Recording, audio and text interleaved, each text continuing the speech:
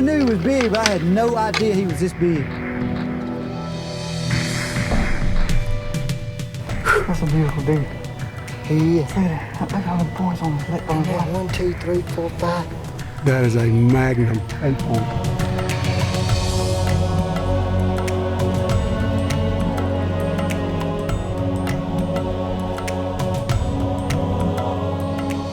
Being able to come here and see what we witnessed in the last 5 days. You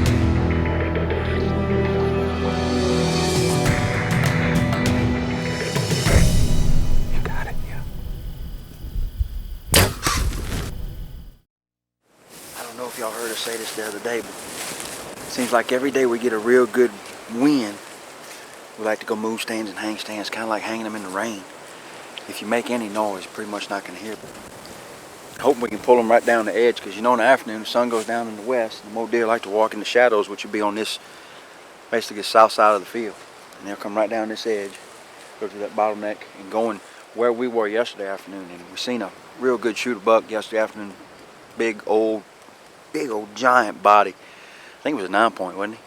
Just wide and tall, and he came by kind of going straight through here. And Brad, who's been here before, as soon as he seen what he was doing, said, I think I know where that deer came from. And chances are he came through here, checked a few does, and kept on going, because about 6 does that came in before him. So we'll get this dude hung and go eat some breakfast.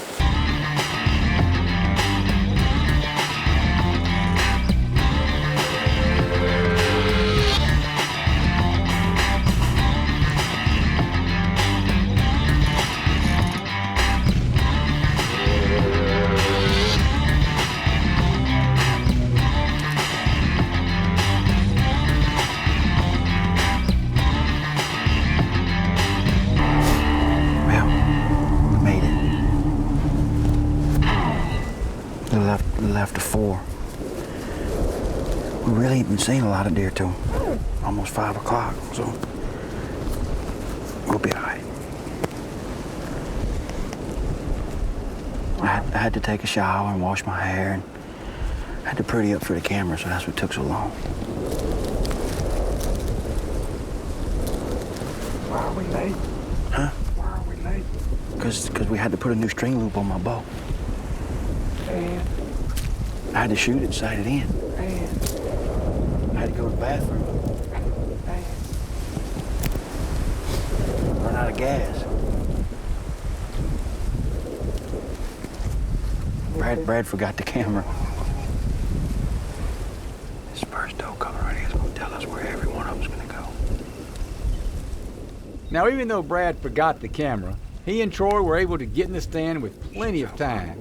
And since the wind was blowing at a steady 35 miles an hour, any noise was kept to a minimum.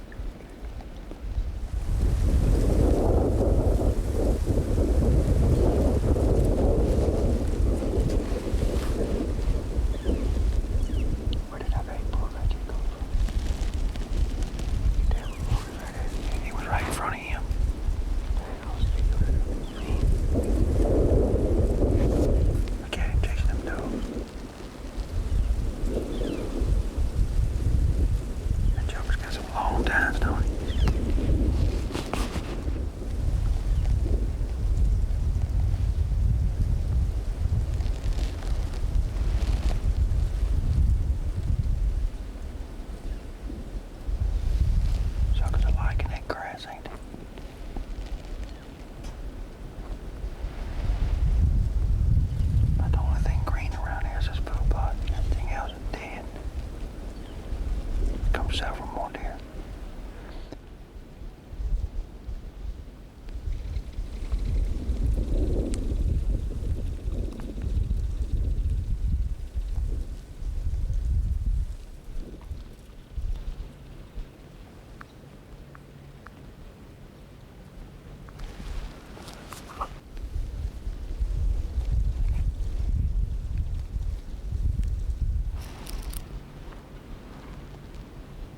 Two boys right there don't like each other one bit.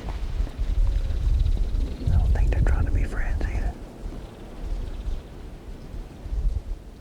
Now it's the first week in November, and that means pre-rut. It's that time of year when bucks are spending all their time focused on one thing: dominance. Or in other words, who's the man?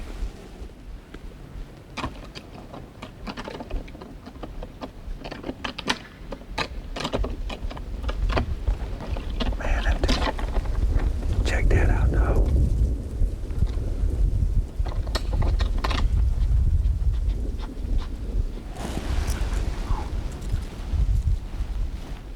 How about that, though? Them two right there ain't buddies right now. They may be buddies in September, but they ain't friends right now.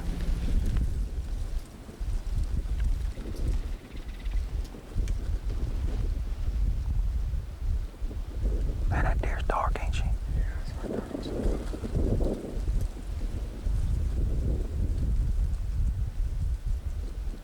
Oh yeah, here comes the shooter. Shooter coming right behind it down.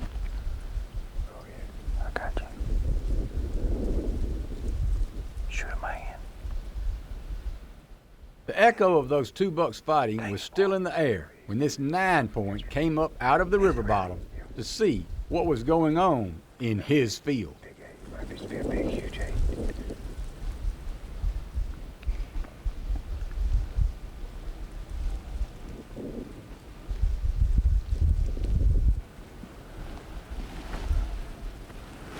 That big old buck come out behind that door. God dog it.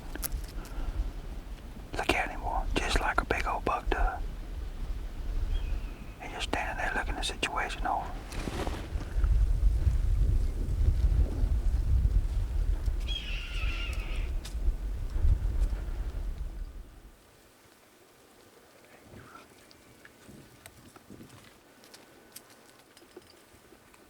Come on, go right back this way.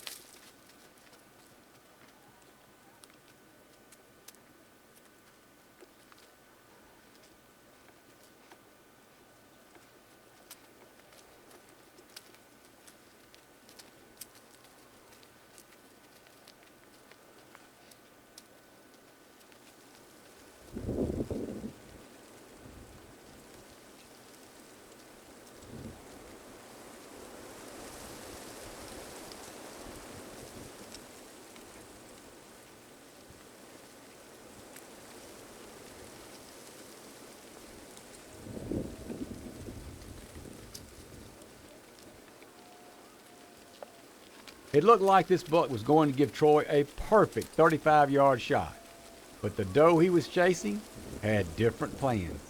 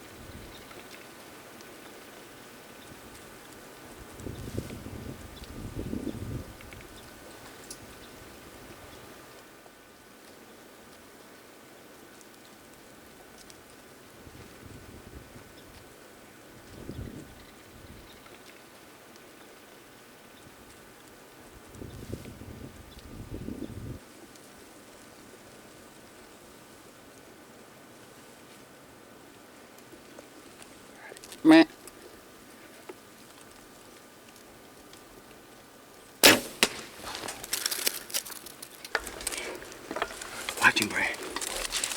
Watch him for me, go. Watch him.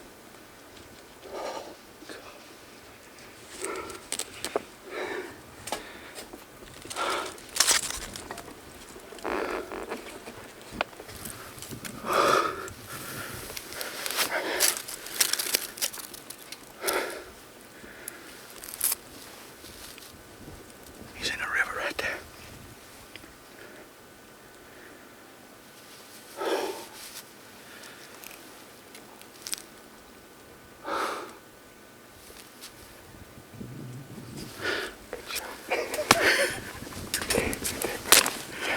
It's about time, brother. Oh, thank you, Lord. Thank you, Lord. All that practice, all that work, even you forgot the camera.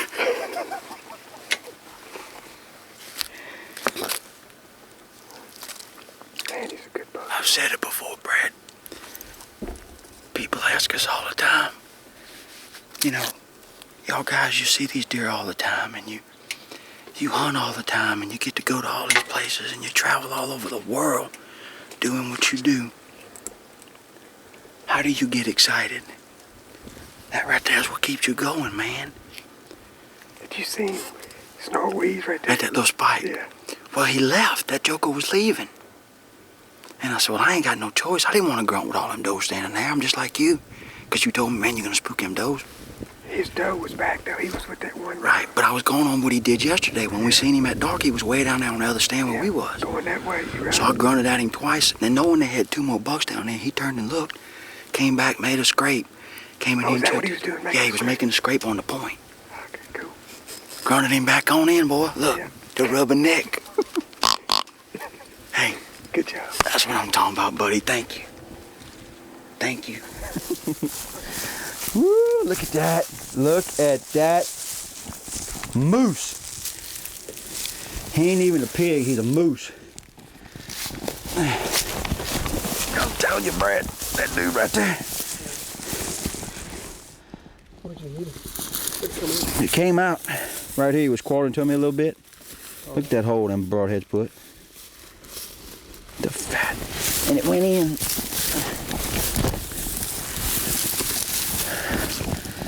Right there.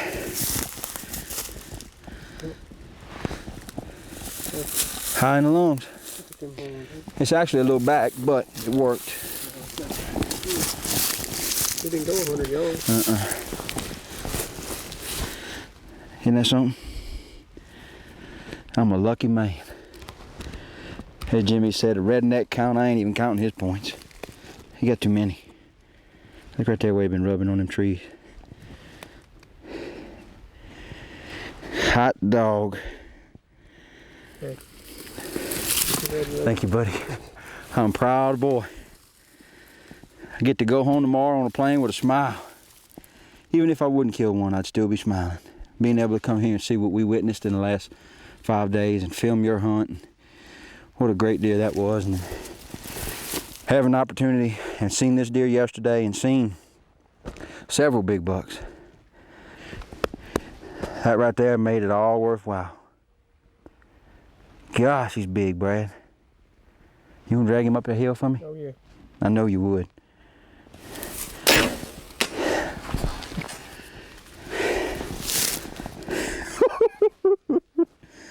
I'm a proud boy. Congratulations, Troy. Thank you, Brad. That's a fine buck. Thanks for the opportunity, and thanks for being here with me, buddy. Man, that's a good buck. And thanks to everybody here at the Hash Knife.